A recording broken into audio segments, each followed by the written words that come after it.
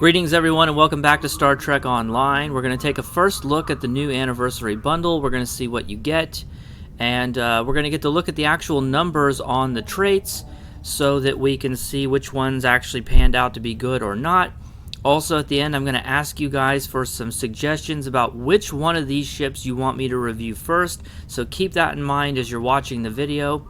But first let's go ahead and take a look at the store here. Can't see it in here anymore because I already bought it.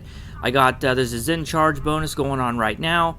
You spend $200. I paid $217 with tax. I got 28,000 Zen. I bought the standard pack, and once you've bought the pack, the ships will show up in the ships section. And because they all have legendary in their name, you can simply filter for legendary, and you'll just get those ships, and then they'll be claimable on any character on your account. As far as the ship slots are concerned, you have, it gives you 5 of these. I used 3 so that I would have enough active ship slots to have all the ships claimed so we can look at them. But it gives you 5 of these. Each one of these gives you 2 ship slots. They're bound to account, so they don't force all those ship slots on the character who bought the pack. So you can spread these around your account if you want to. Okay, let's go ahead and take a look at the ships. And the way this works is it has a 6-tier mastery system. As far as the default equipment is concerned, it has all of the old traits. So for example, this is the Sovereign, so you get all 3 pieces of the Sovereign set here. And then for example, if it has a special weapon or whatever, let's take a look at the Defiant. The quad phaser cannon is up here, so you can see that. Let's see, what would be another one that would have something special on it? The Donnie, so you get the advanced phasers. And also if you take a look at the Dill store and you go to reclaim, you can get both. So you can get the phasers or the disruptors. So even though I'm a Federation character, I have access to both the phasers and the disruptors. Now I don't have any KDF character on this account, so I can't go to check. But you know what I'm going to do for you guys? Towards the end of the video, I'm going to fade out. You're not even going to know the difference. To you, it's just going to be a screen transition. I'm going to create a KDF character so that we can take a look at it. So I will show you guys that towards the end of the video. But for now, let's keep looking at the Fed stuff for now. If we go back and take a look at our ships here, the way the mastery works is that at tier 5, you get all of the old traits unlocked at once. So you can see here there's multiple Sovereign traits, so it says unlock multiple traits. So you'd get Specialist Knowledge and Vent Metrion Laced Plasma for getting to 5, and then all of the new traits are at tier 6. So some of them don't have multiple ones. This one, for example, just has the one, but if there's multiple traits associated with it, then you would get multiple traits. So that's how that works. Let's see, what else is there to talk about? And you can see here, obviously, any special, whatever the normal kit that you would get is, you're going to get that as well. And oh my god, look at this, Jesus Christ. I guess this is because it's the Odyssey, so look at how you get 6 consoles. That's kind of crazy. But anyway, let's go ahead and take a look at the traits on all these and see how they actually pan out. So we're looking at the Sovereign trait right now, Transcranial Sensor Link. This is the one that gives you the shield pen. Defeated foes larger than frigate drop pickups that improve shield penetration. +1 shield penetration per foe analyzed until map move max 20. I don't remember it saying anything about a maximum on the blog, which is bad. But the really bad part is that it's just 1 shield pen. Not 1% shield pen, but just 1 shield pen skill, which means that this is completely useless and it's garbage, unfortunately. Okay, let's take a look at, this is a highly anticipated one, Overpowered and Overgunned. On beam or cannon special firing mode, -15% weapon power cost, that's decent. 12.5% firing cycle haste for weapons for 5.6 seconds, from 5 to 10 seconds based on global critical strike chance. So the higher your global critical strike chance is, the longer this will last, and I'm guessing that the reason it says 5.6 for me right now is because I'm on the ground and all of my space bonuses aren't being included. But I imagine if I actually had the ship kitted out so that it was in a normal way that I would build a ship, I would probably be getting the maximum benefit because I tend to stack crit chance quite high. So this is definitely going to be a trait that's better if you have access to more crit chance because it's based on your global crit strike chance. But let's just consider that for a second. If you're getting 12.5% firing cycle haste for 10 seconds, and firing modes can have as low as a 15-second global, that means you're having a 2/3 uptime on 12.5% firing cycle haste. Is that going to be better than other options? Well, let's take a look here. Let's take a look at some traits. Let's see what else we're competing with here.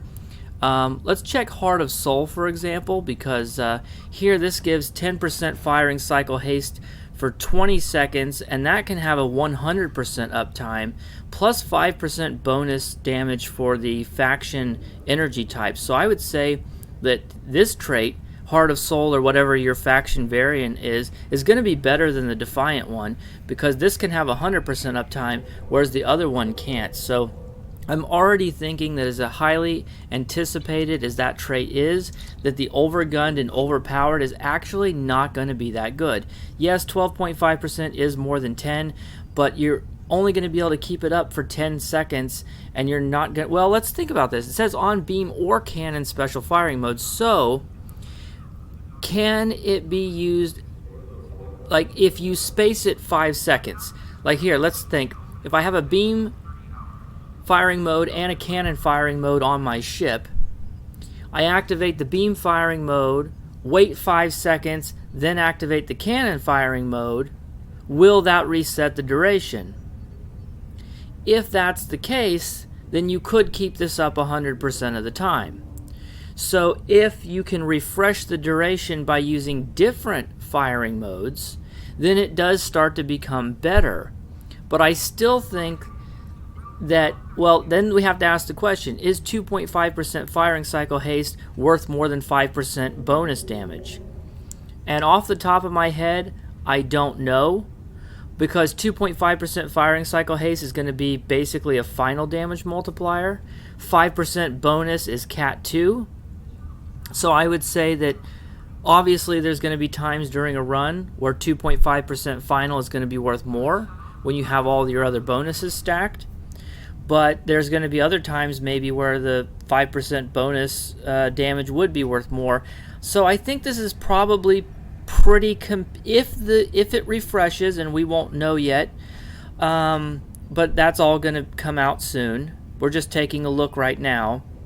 I think this is going to be competitive with those faction traits from the temporal warships, and we're just going to have to wait and see. But I don't think it's as overpowered as people thought it was going to be. I think it's still going to be, it may end up being a top trait for energy weapon builds, but then again it may just be slightly better or something like that. So it's definitely not like, oh my god, S tier god status. I think it's just going to be a really good trait. Time will tell whether this replaces other traits and makes it a top 5 trait or not, but it probably is going to be one of the better traits in the whole bundle. Okay, now let's take a look at the Crossfield trait. We've got Temporal Anchor. Your gravity wells deal 20% additional. Additional usually means Cat 1 damage as radiation. Your gravity wells have a 20% chance per second to add 1 second to foe ability recharge. So 20% Cat 1 radiation damage is probably not worth using, but I'm not a science expert, so if anyone knows more about science builds, wants to chime in on that, you'll have to let me know. Pretty sure additional is going to mean Cat 1, but it's going to have to be tested to be sure. But most of the time you can tell based on the modifying word they use. Additional is for Cat 1, bonus is for Cat 2. I can't remember what they say for final damage multipliers, but there's very, very few of those. Continuing mission. Now we're looking at the Odyssey. So affects friend and foe. Team defensive bonuses during command and fleet abilities. Bonuses to team when your ship is affected by a command or fleet ability. 5% maximum hull. Up to 48% hull regeneration, increasing based on missing hull. It's a perfectly good support ability, but that's really all it is. So there maybe it will find a home in some support builds. Okay, now we're taking a look at the NX trait. This is Field Modified Overload Support. Your hull heals that target your ship recharge beam overload and emergency power to weapons up to their minimum cooldown. And like I said in the video where this one was added to the bundle, in my opinion, this is not good. Not because the effect isn't good, but because you're probably going to want a cooldown solution on your build that would have cooled these down to their minimum or near their minimum anyway. So a starship trait, one of the most precious things you can have on your ship because you can only have 5, that only reduces the cooldown of 2 abilities, just really doesn't make sense. Okay, this is not one of the new ships. The Voyager ship, and here we go. Extensively modified warp core, 30 flight speed during full impulse, 125 inertia during full impulse. That's a lot of inertia. 25 turn speed during full impulse, and then bonuses linger after exiting full impulse for 15 seconds. Significantly improved flight speed and turn speed during quantum if I could talk today, quantum slipstream. Yeah, it's hard to be angry at this trait because it doesn't even try to do anything, you know? It's not like it tried and failed. It never even got out of its seat. You know, it couldn't even be bothered to show up. So, if you're a big Tour of the Galaxy guy or gal, I'm sure that you would probably slot this in, go do your Tour of the Galaxy, and then slot it back out. But it's sure as hell not something you're going to run on a normal build. Okay, that's not one of the new ships. Okay, let's take a look at the, I think this was based on a ship here. Let's see, Legendary Miracle Worker Light Cruise. I think, wasn't one of the TV shows had a ship like this? I'm trying to remember. Okay, don't yell at me, I'm just joking. Here we have the Enterprise. The Enterprise. The Best Diplomat. During fire at will and beam overload, beam weapon damage is improved by engine, shield, and aux power. Minimum plus 10% damage, maximum plus 30% damage at 240 total shield, engine, and aux power. My goodness, is that underwhelming. That's looking like a 30% Cat 1 damage, and that's at 240 total shield, engine, and aux power. My goodness, that is underwhelming to be sure, but this is a pretty good ship. This is probably going to be, this and the Sovereign will probably be 2 of the better beam boats in the game, so this is a terrific ship even if the trait is a little bit underwhelming. Here we have the Donnie. Let's go ahead and get a look at the actual trait. Weaponized time crystals during special firing modes. Weapon attacks apply 0.21. This seems like it's going to be something that's modified by when you're out actually in space. Anti-proton damage per second for 20 seconds. Stacks up to 99 times. So it's a per second.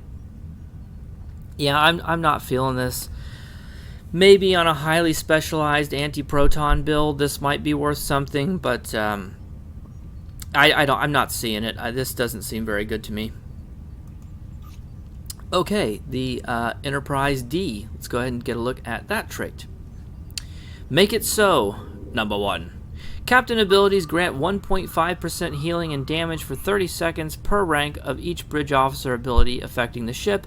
Ensign abilities grant 1.5%, Lieutenant double, Lieutenant Commander triple, and Commander quadruple. Quadruple! It's a healing trait. I really don't know what to say. Yes, it also gives damage, but it's almost certainly Cat 1 damage. So what are you really getting here? I mean,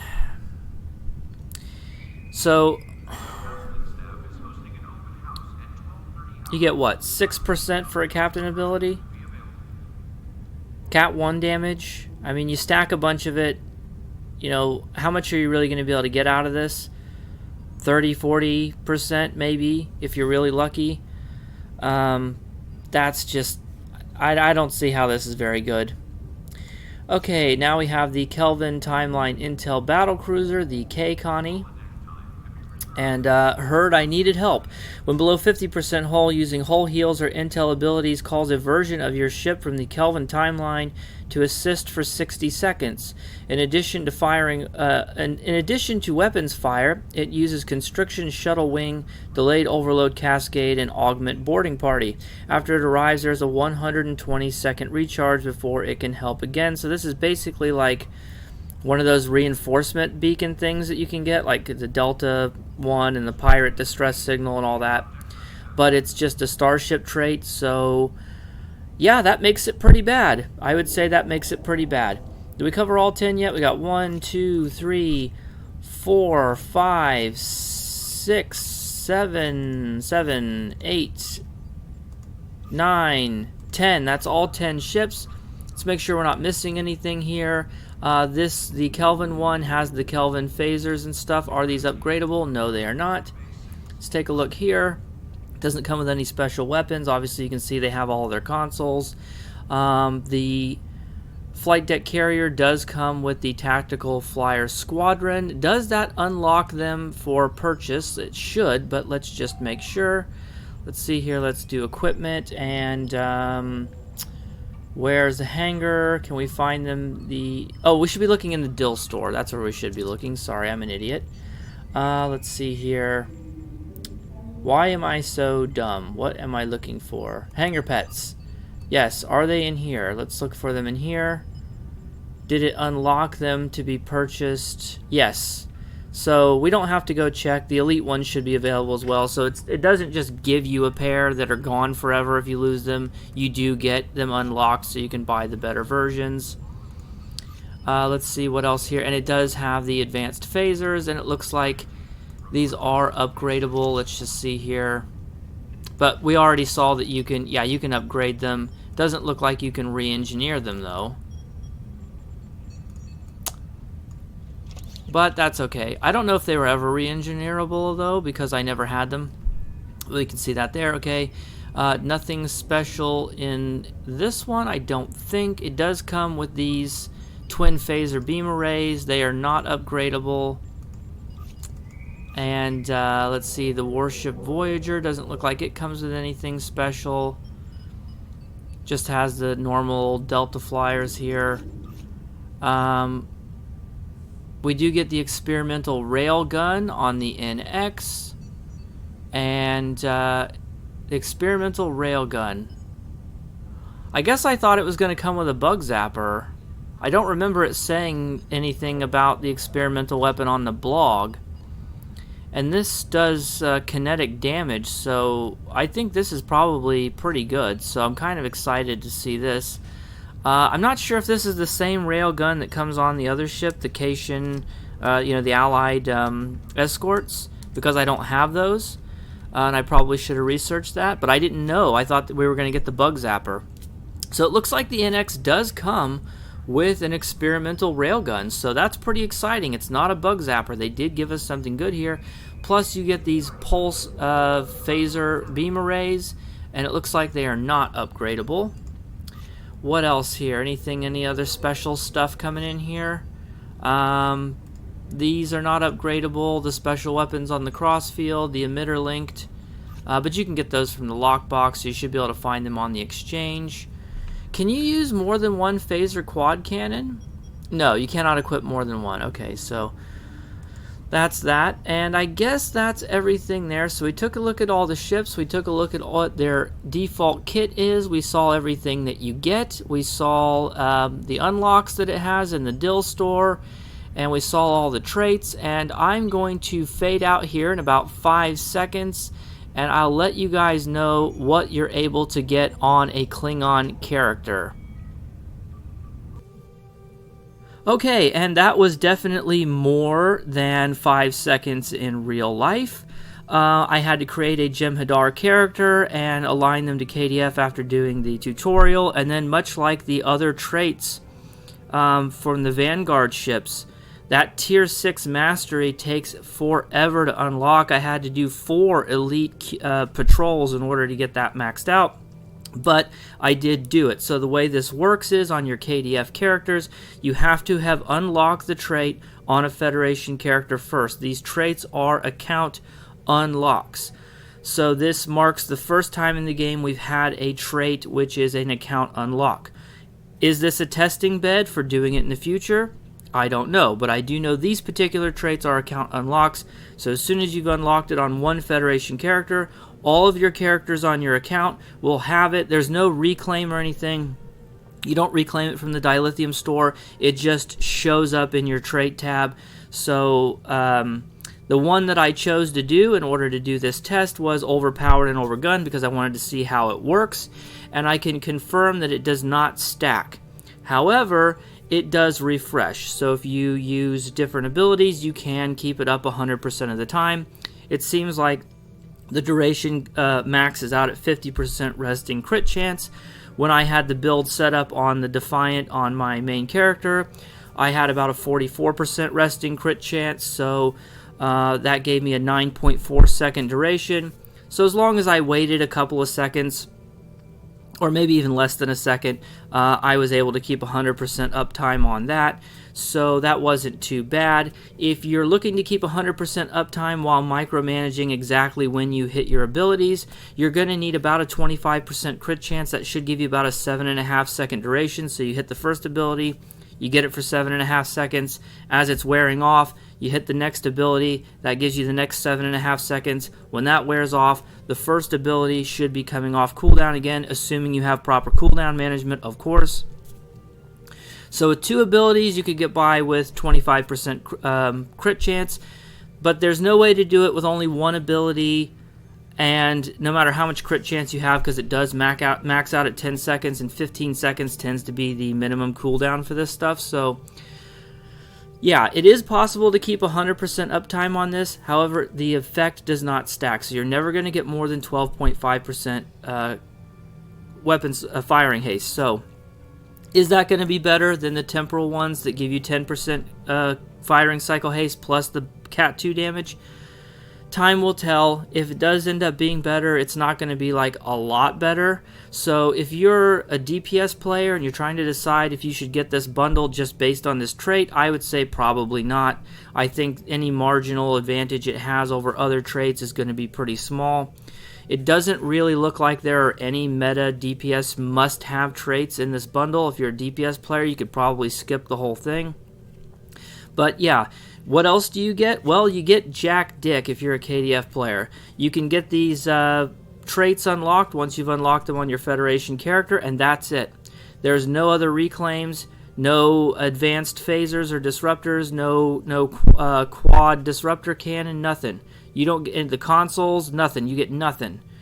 So really just the traits. So really KDF has been shafted hardcore on this one. I feel really bad for people who main KDF out there, but that does seem to be how it is. So let me know down in the comments below which ship you want me to review first. I will be reviewing all 10 ships. And if you want to get an idea for what my ship reviews are like, watch my Vengeance ship review.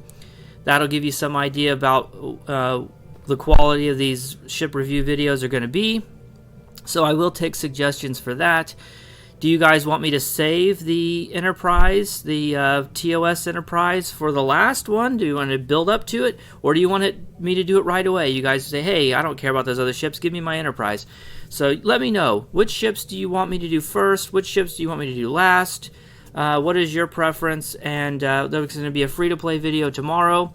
And then probably the first ship review will show up sometime next week, maybe Monday or Tuesday. And then, of course, I'll just keep putting out more after that as I'm able to get them out. This has been a first look. And so hopefully this will give you some idea of what you would get if you were to buy the pack, and maybe it'll answer some little questions about how things work, the ship slots and all that. If you have any more questions about this bundle, something I didn't cover, you can obviously ask me in the comments and I will answer those questions. Thank you guys so much for watching. Don't forget to like and subscribe and all that stuff, and I will see you tomorrow in the next video. Bye.